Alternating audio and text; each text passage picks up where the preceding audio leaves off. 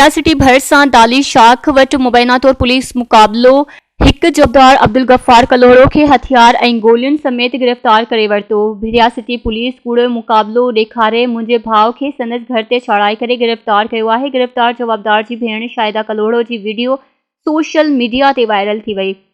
Viral थियल video में औरत शाहिदा कलोड़ो ॿुधाए रही आहे त असांजो 1 साल अॻु संगावती तकरार तां झेड़ो थियो हो, जंहिं में हुननि जा 2 खून थी पिया हुआ। हाणे पुलिस मुख़ालिफ़नि जे चवण ते संदसि भाउ खे बेगुनाह गिरफ़्तार करे हिरासा करे रही आहे। पुलिस 1 साल अॻु मुंहिंजे मारिजी वियल पीउ गुलाम कादिर कलोड़ो ऐं भाउ अब्दुल जब्बार कलोड़ो जे केस में फरियादी भाउ अब्दुल गफ्फार कलोड़ो खे कूड़े मुक़ाबले में गिरफ़्तार करे हिरासा करे रही आहे।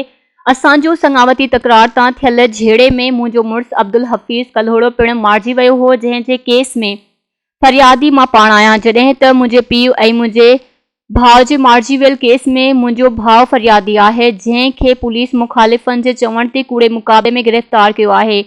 वायरल थियल वीडियो में ॾिसी सघिजे थो त पुलिस पारां नौजवान खे गिरफ़्तार करण ते संदसि भेण मोटरसाइकिल ते चढ़ी पुलिस मोबाइलनि जी रिकॉर्डिंग करण सां गॾु अहलकारनि खे ललकारींदी रही आहे। अहिड़ी वीडियो अवामी न्यूज़ टीवी हथ करे वरिती आहे। इन सिलसिले में वारिस औरतुनि शाहिदा कलोड़ो ऐं ॿियनि चयो त को बि मुक़ाबिलो नाहे थियो। रियासती पुलिस मुख़ालिफ़ धुर जे सैफुल्लाह ऐं कदीर कलोड़ो वारनि खां लखे रुपया रिश्वत वठी मक़तूलनि जे केस जे फरियादी नौजवान अब्दुल गफ्फार कलोड़ो खे घरां खंभे कूड़ो केस दाख़िल कयो आहे।